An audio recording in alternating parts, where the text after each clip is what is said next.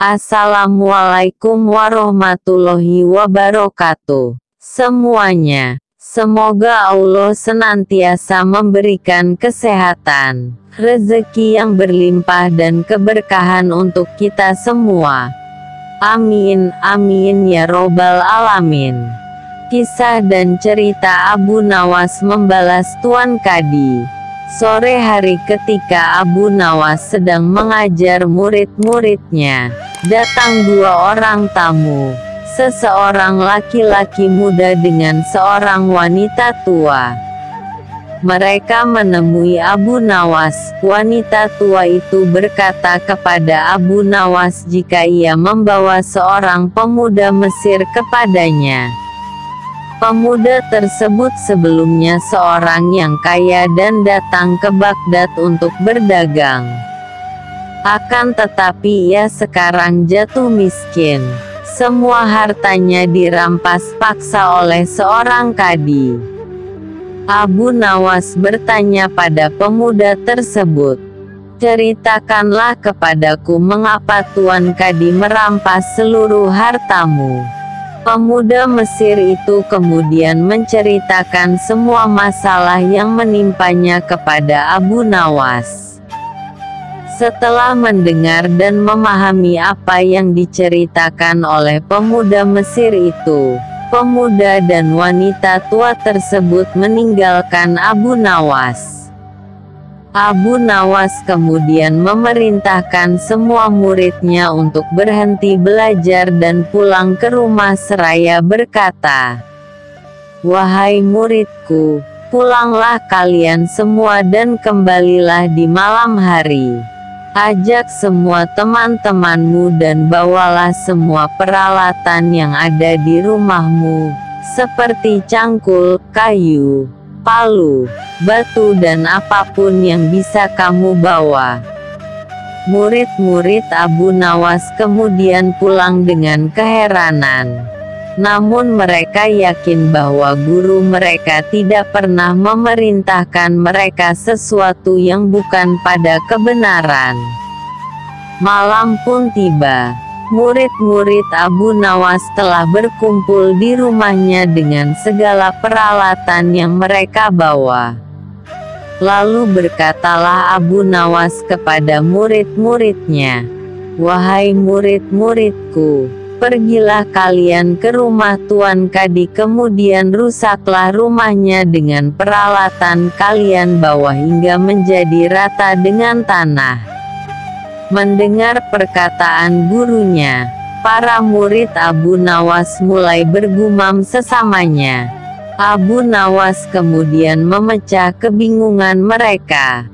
"Janganlah kalian takut. Laksanakan apa yang kuperintahkan sebagai gurumu," kata Abu Nawas kepada muridnya. "Jika ada orang yang menghalangimu, katakan saja aku yang menyuruh, dan jika ada yang melukai kalian, maka lawanlah mereka." Murid Abu Nawas langsung menuju ke rumah Tuan Kadi. Orang-orang sekitar merasa resah melihat kelakuan mereka. Namun tidak ada seorang pun yang berani menghentikan karena mereka terlalu banyak dan membawa senjata di tangannya. Sesampainya di rumah Tuan Kadi, tanpa bertanya mereka langsung melaksanakan perintah gurunya menghancurkan rumah Tuan Kadi. Melihat banyak orang yang datang merusak rumahnya, Tuan Kadi langsung keluar dan bertanya kepada salah seorang dari mereka, "Siapa yang menyuruh kalian menghancurkan rumahku?" bentak Tuan Kadi. "Guru kami, Abu Nawas," jawab salah seorang dari mereka. Mendengar jawaban mereka, Tuan Kadi sangat marah dan menyebut guru mereka adalah seorang provokator. Murid Abu Nawas kemudian kembali melanjutkan tugasnya memporak-porandakan hingga rumah Tuan Kadi rata dengan tanah. Besoknya, Tuan Kadi melaporkan perbuatan murid Abu Nawas kepada Baginda Raja. Abu Nawas kemudian dihadirkan di istana untuk mempertanggungjawabkan perbuatannya terhadap Tuan Kadi. Baginda Raja bertanya kepada Abu Nawas, "Kenapa engkau menyuruh para muridmu merusak rumah Tuan Kadi?" "Mohon ampun Baginda, sesungguhnya perintah hamba kepada para murid hamba bukanlah tanpa alasan. Sesungguhnya alasan hamba ialah pada suatu malam hamba bermimpi bertemu Tuan Kadi. Ia mengatakan kepada hamba jika rumahnya tidak cocok dengannya dan membuatnya tidak nyaman. Kemudian ia meminta tolong kepada hamba supaya mengajak murid-murid hamba untuk menghancurkan rumah tersebut." Jelas Abu Nawas kepada Baginda, "Apakah hanya karena sebuah mimpi engkau bisa jadikan itu pembenaran? Dari mana engkau mengambil hukum itu?" Tanya Baginda. "Dari Tuan Kadi, Yang Mulia," jawab Abu Nawas. Mendengar Abu Nawas berkata seperti itu, dalam sekejap Tuan Kadi terdiam dan menjadi pucat wajahnya. "Apa yang sebenarnya terjadi? Ceritakanlah kepadaku," tanya Baginda, semakin keheranan.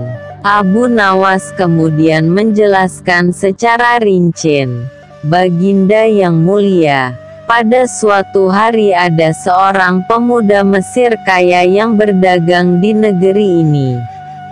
Ia kemudian mendadak jatuh miskin karena hartanya telah dirampas secara paksa oleh Tuan Kadi ini. Dan itu hanya karena sebuah mimpi yang dialami Tuan Kadi. Tuan Kadi bermimpi jika pemuda itu menikahi anaknya dan menyerahkan seluruh hartanya sebagai mahar.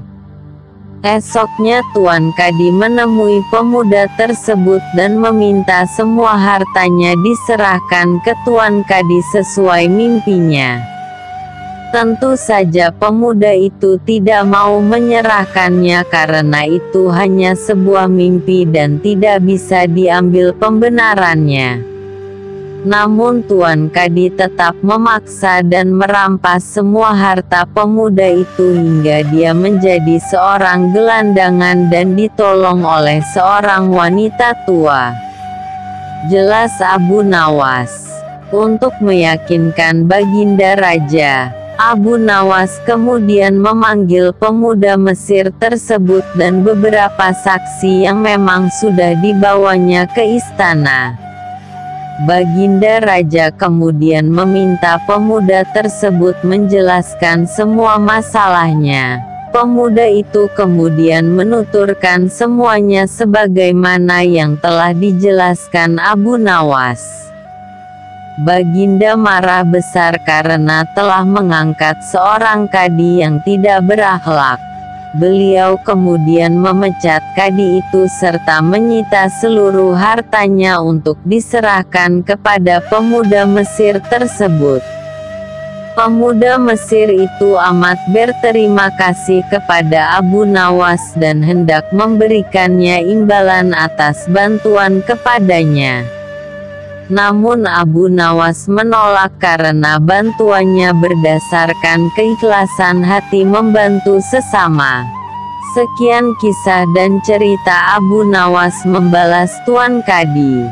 Untuk melanjutkan kisah dan cerita Abu Nawas pada episode di video-video berikutnya dari channel kami, jangan lupa klik subscribe, like, komen, share dan klik notifikasi lonceng.